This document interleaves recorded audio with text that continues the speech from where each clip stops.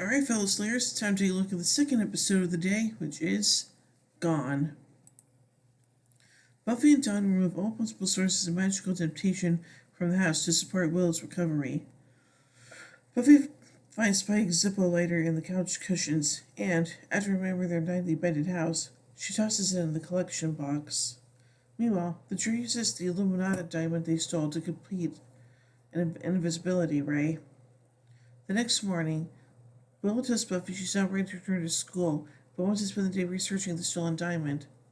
Dawn gives her both a cold shoulder and leaves. Willow understands why Dawn is angry with her, but fails to comprehend Dawn's behavior towards Buffy. Buffy admits she was not there to protect Dawn the night she was injured, and she apologizes for being too preoccupied with her own life to see Willow's pain. Silly, Spike runs in beneath the smoky blanket. He explains he's looking for his lighter, but Buffy denies seeing it.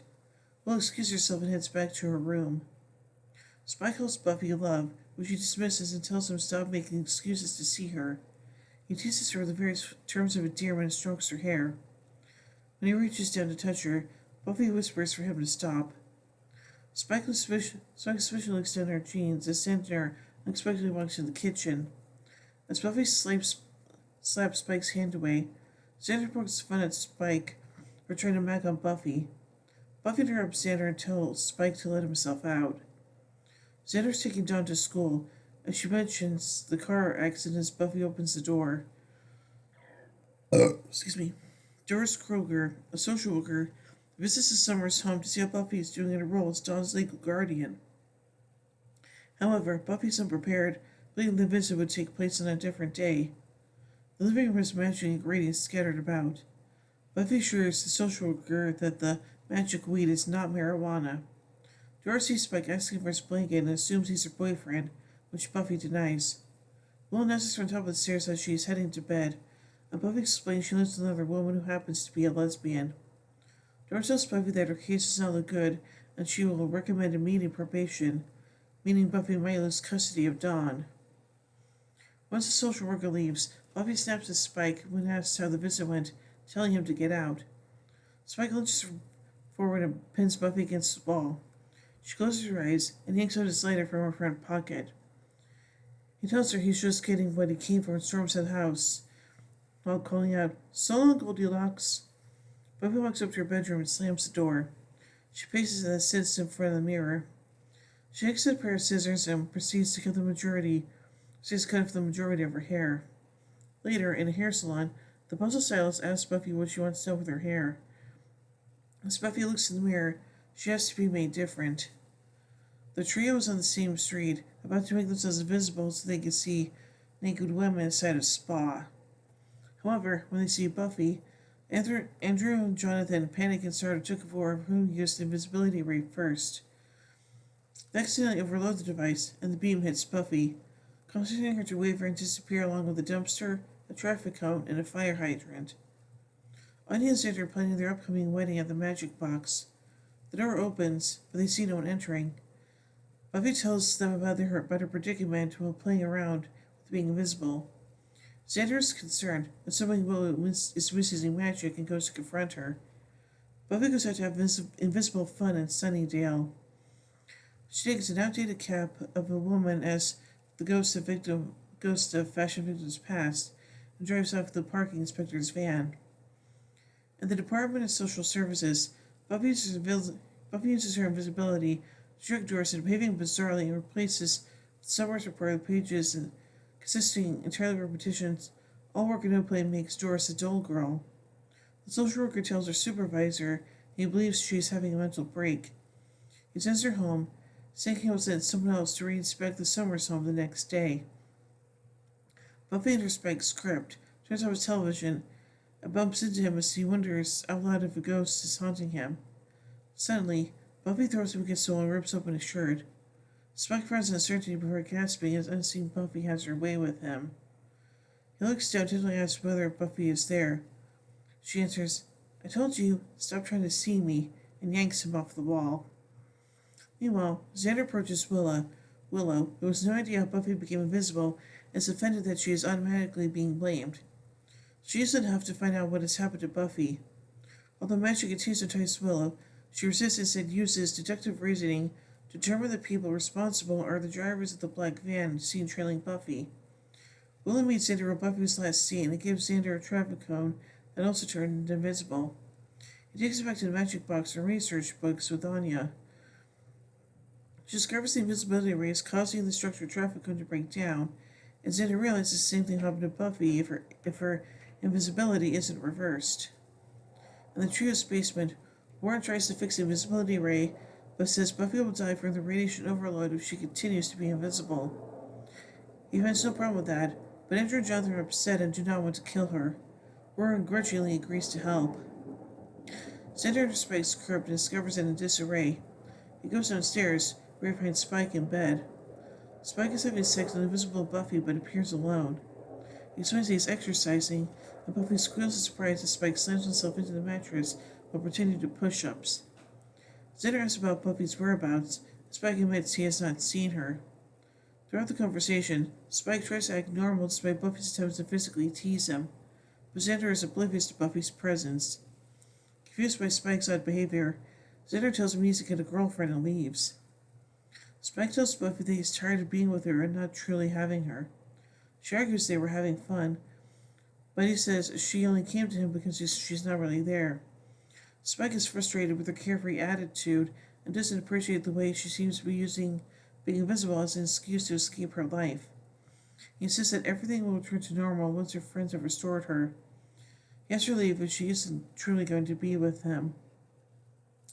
Buffy doesn't fare well at home when she scares Dawn and worries about her sister. Buffy listens to a message from Xander and Anya on the answering machine about the negative effects of the invisibility ray. Meanwhile, Willow has looked up the van by hacking into the DMV records and has figured out who owns it. She enters their hideaway in Warren's mother's basement, but an invisible trio catches her. Disguising his voice, Jonathan calls Buffy, informs her the trio's kindred Willow, and instructs her where to meet them. Buffy finds Willow at the arcade, and Invisible Warren says he'll reverse the mechanism and make her visible again. Willow warns her that he's put on a setting that will kill her. Warren knocks Willow to the ground and aims the ray at Buffy, but Buffy senses the invisible villains. After a scuffle, Willow makes Warren, Andrew, Jonathan, and Buffy visible again. Buffy sees the members of the trio for the first time and asks if they join forces to be a pain in her ass.